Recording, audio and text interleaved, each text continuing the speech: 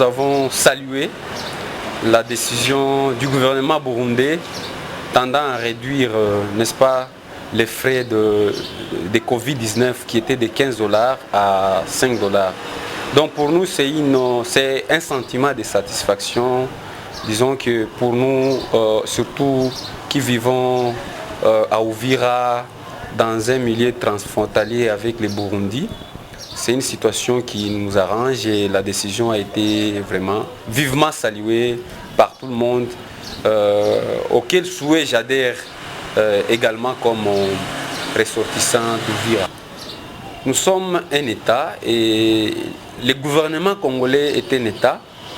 Et je crois de prime abord, nous devons comprendre que c'est eu égard à la diplomatie agissante. Retenez que nous sommes en parfaite relation avec l'État burundais et que les deux gouvernements se sont parlé. Et si je parle des gouvernements ici, je vois d'abord le président de la République, le Premier ministre et les ministres. C'est qu'il y a eu déjà de communication entre les deux États à propos de cette question liée aux frais exorbitants pour la RDC de Covid-19 et que le gouvernement a eu à agir par sa diplomatie. Et là, nous pouvons relever le fait que le président de la République, lors de son dernier séjour au Burundi, a eu quand même à s'entretenir avec son homologue burundais, Evariste Ndayishimiye, et que le président Félix Tshisekedi, qui est notre président de la République, avait dans son agenda noté certains points relatifs, n'est-ce pas, aux soucis qui guettent les deux États.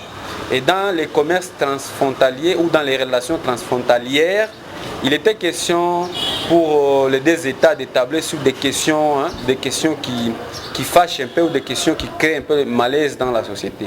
Et j'ose croire que la question sur le fait de Covid-19 qui était exorbitant du côté burundais a été soulevée et que le chef de l'État congolais a demandé à son homologue de voir avec son gouvernement comment, c'est-à-dire réduire sensiblement cette question au regard des relations qui nous unissent dans le cadre de voisinage, quoi. Donc pour moi, dans un premier temps, comme je l'ai dit, il faut voir la diplomatie agissante de la RDC à travers le président de la République. Et deuxièmement, il faut aussi saluer certaines actions de la société civile. Vous savez, c'est qu'il faut comprendre que le message a été capté bien sûr, et que l'action envisagée par la société civile est venue apporter du tonus, comme on le dit. Donc, est venue s'ajouter sur ce qui était déjà privé. Donc, on ne peut pas renier le fait que la société civile, par sa pression, a dû aussi faire laisser un message passer à l'égard du Burundi. Parce que retenez avec ce qui se passe actuellement, le monde est déjà digitalisé, ce qui se passe sur les réseaux sociaux, facilement on peut atteindre un message et le comprendre. J'ose croire que l'action de la société civile, de la nouvelle société civile congolaise, à travers son coordonnateur André Biadounia, a fait comprendre au gouvernement burundais qu'il fallait agir le plus tôt possible pour que, n'est-ce pas, qu'il y ait réduction sensible de ces frais-là du Covid-19 de 15 $ à 5 $. Donc nous pouvons dire qu'il y a eu conjugaison des efforts gouvernementaux, c'est-à-dire les efforts menés par le gouvernement congolais, par la diplomatie du président de la République, son Excellence Félix Tshisekedi Tshilombo, et aussi les tonus, comme je l'ai dit, ou la pression en aval qui a été exercée par la société civile, qui n'était qu'un message accompagnateur ou un message qui est venu, n'est-ce pas, compléter ce qui était déjà. Donc là, à cette question, ma lecture, c'est que nous félicitons la diplomatie menée par le président public, mais également la pression que la société civile, comme groupe de pression, d'ailleurs qu'on le dit, a mené pour qu'il y ait, n'est-ce pas, réduction de ces frais là-dedans. C'est la conjugaison de tout le monde et les efforts du gouvernement congolais qui nous ont menés, n'est-ce pas, qui a amené le gouvernement burundais à réduire sensiblement les frais de Covid-19 de 15 $.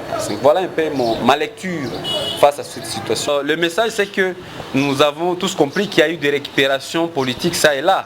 Donc pour cette question, moi je crois qu'il ne faudrait pas qu'on voie certains des anges ou les autres des diables.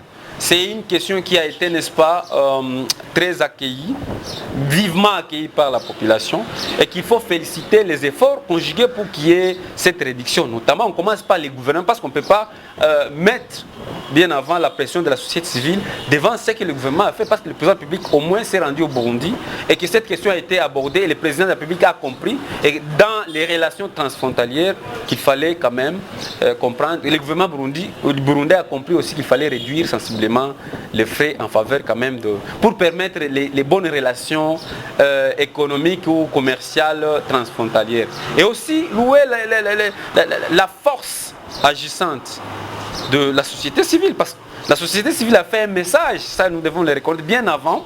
J'étais informé et j'ai même vu les calicots, même les jours où le président public était venu, la société civile avait, n'est-ce pas, brandi un banderole sur lequel on pouvait lire les messages qu'on demande au président public de parler avec son homologue pour qu'il y ait réduction des frais de Covid-19 de 15 à 5. Donc la société civile a aussi agi, aussi les acteurs commerciaux.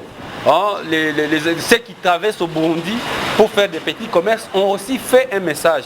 Donc c'est une situation que nous ne devons pas laisser à la récupération politicienne. Ce sont des efforts conjugués par tout le monde et nous devons accompagner, n'est-ce pas, le gouvernement congolais ou le président de la République à travers cette diplomatie agissante. Surtout que nous et les Burundais, nous sommes appelés à vivre dans de bonnes relations, surtout que nous sommes des voisins et nos relations sont serrées comme on l'a dit. Voilà un peu ma conclusion par rapport à la situation actuelle.